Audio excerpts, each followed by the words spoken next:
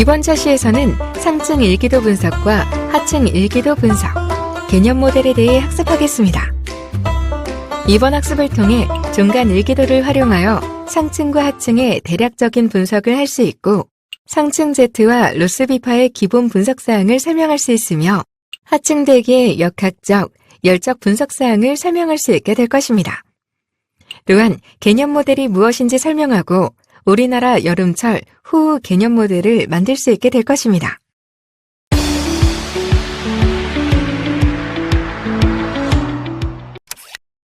자, 우리는 지난 시간부터 어떤 시간과 장소로 이동해서 예보를 하고 있어요. 기억나죠?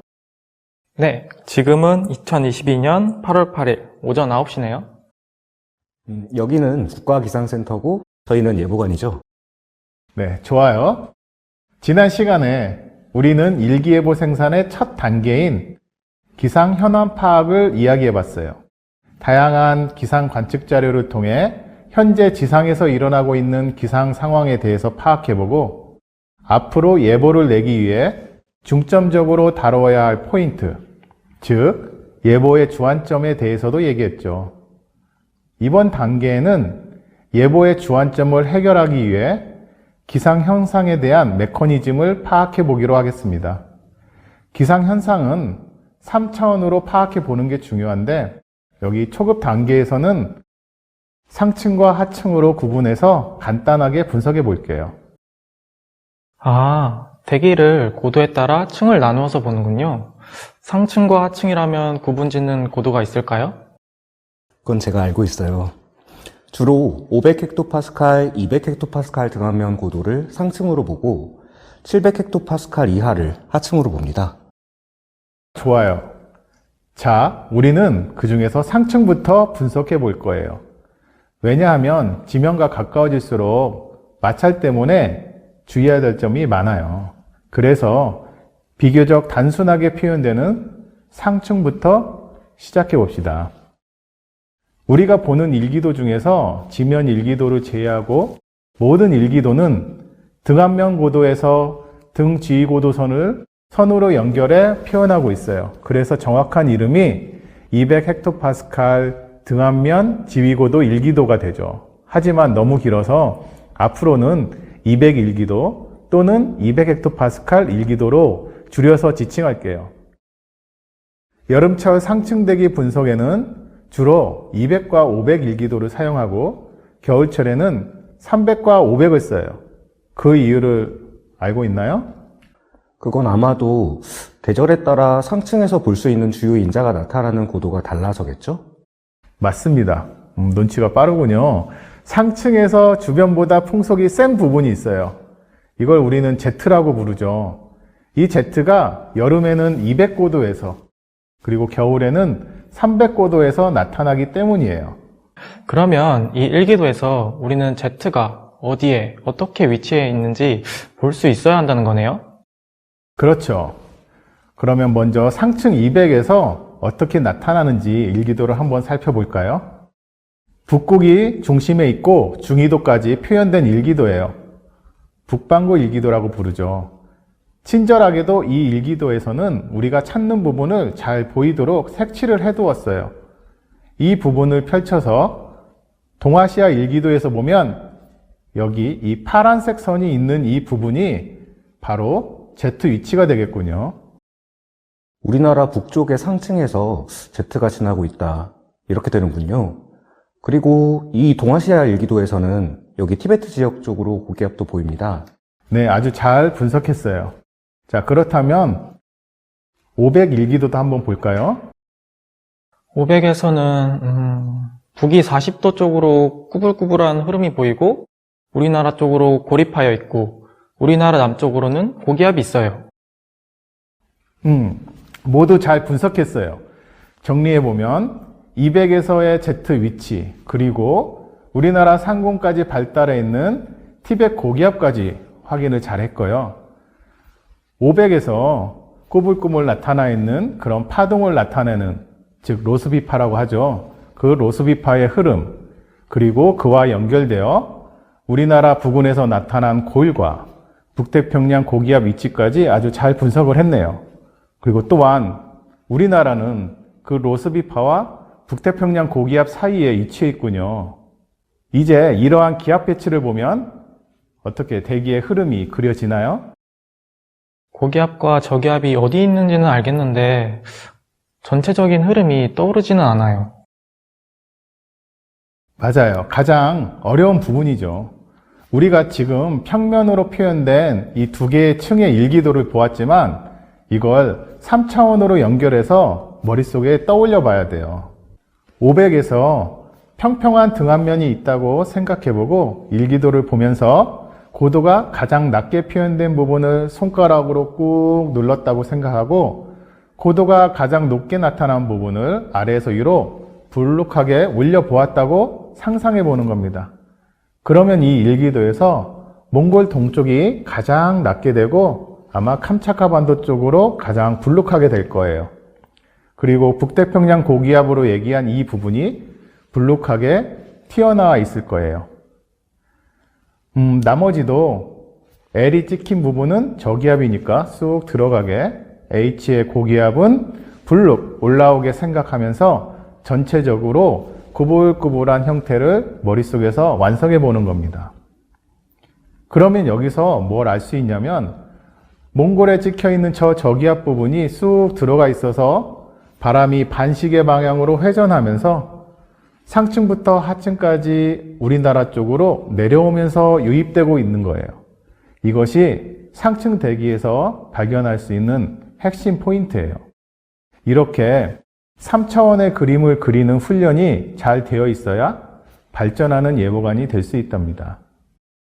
평면의 그림을 보고 3차원을 떠올리는 건 좀 생소하고 어려운 것 같습니다. 그래도 스스로 분석할 수 있을 때까지 포기하지 않고 열심히 해볼게요.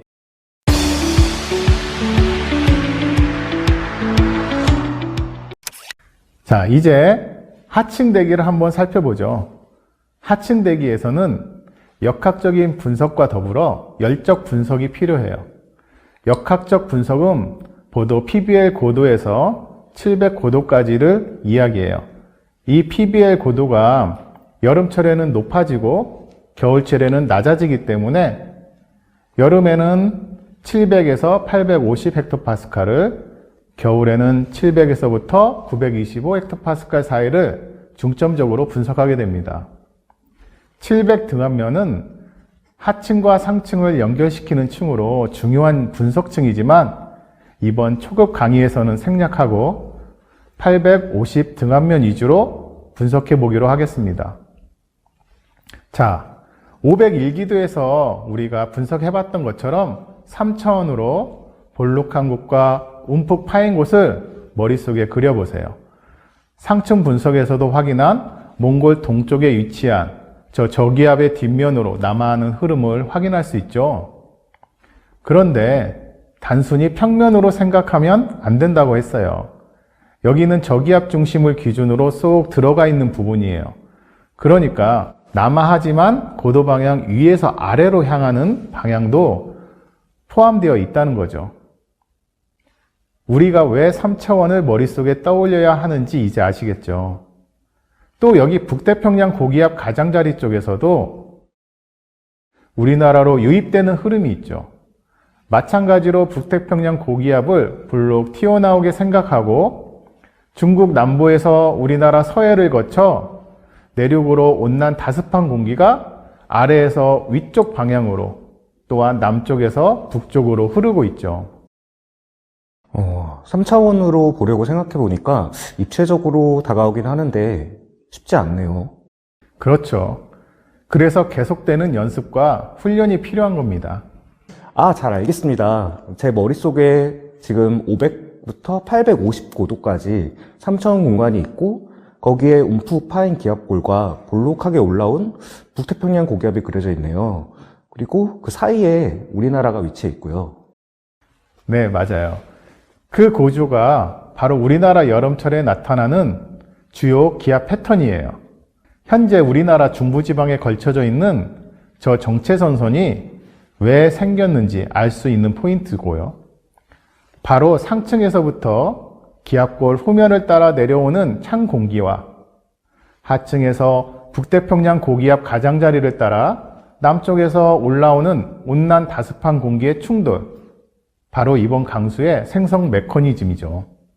집중해서 교수님 말씀을 따라오다 보니 어느새 강수대의 생성 원리를 알게 된 것 같아요. 이제 시작입니다. 지금까지 표준 일기도를 통해 알아본 기압 패턴의 역학적 흐름은 유선 일기도를 통해서도 좀 더 자세히 확인해 볼 수 있는데 850의 유선 일기도예요. 파란색 선이 유선이에요. 유선은 운동하는 유체의 흐름을 나타낸 선이죠. 그리고 여기 녹색으로 채색된 부분이 풍속 25나트 이상인 지역으로 주변보다 풍속이 센 지역이에요. 상층대기에서 살펴봤던 Z랑 개념이 유사하네요. 그렇죠. 그래서 하층 Z라고 따로 이름을 부르고 있어요.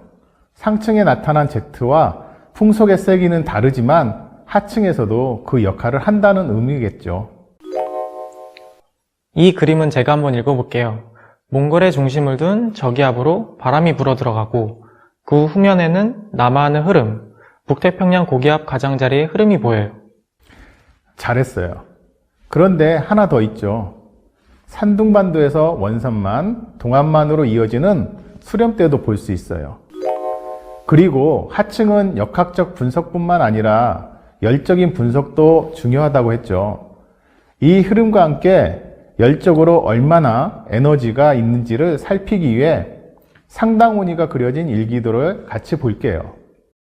여름철 상당온이가 높은 지역은 많은 수증기를 머금고 있다는 뜻이 돼요. 상당온이 일기도에서 고온 다습한 성질을 쉽게 파악하기 위해 333K 이상이 되는 구역에 채색이 되어 있어요. 우리나라가 채색구역에 다 들어가 있네요.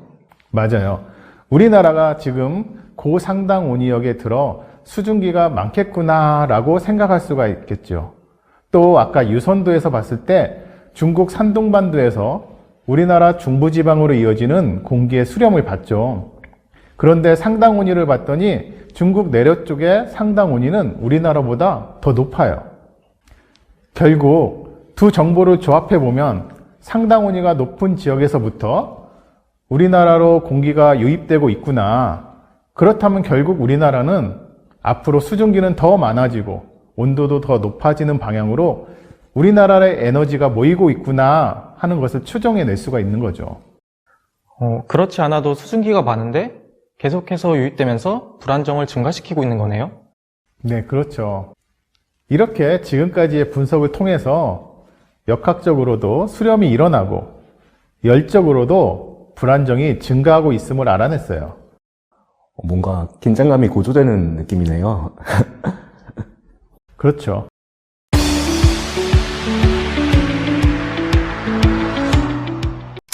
지금까지 살펴본 내용을 중심으로 이 강수의 생성 원리, 즉 강수의 메커니즘을 정리해 볼까요? 이렇게 성질이 다른 공기 덩어들이 만나 격전지가 우리나라 중부지방이 되고 있어요. 이렇게 그려진 그림은 북태평양 고기압 가장자리에서의 호흡 모식도라고 할 수 있어요. 예보관들이 늘 머릿속에 잘 기억해 두어야 할 개념 모델입니다. 다양한 기상 패턴에 대한 이런 개념 모델을 갖추는 것은 예보관으로서 매우 중요한 분석 자세입니다. 자, 오늘은 여기까지예요. 어땠나요? 집중의 끈을 놓지 않고 잘 따라올 수 있었던 것 같아요. 예보가 점점 흥미로워져요. 네, 저도요. 2차원의 일기도를 분석하는 방법에 대해서 공부했는데 이걸 3차원으로 머릿속에 그려보는 훈련은 신선하게 다가와요. 앞으로 우리나라에 어떤 강수가 나타날지 궁금한데요. 네, 저도 궁금하네요. 다음 시간에는 이 기본적인 호우 개념 모델을 바탕으로 기상 핵심 요소를 파악해보고 개념 모델을 이번 사례에 맞게 변경해 보는 시간을 가질 거예요. 모두 수고하셨습니다. 이번 시간 학습을 마치겠습니다. 수고하셨습니다.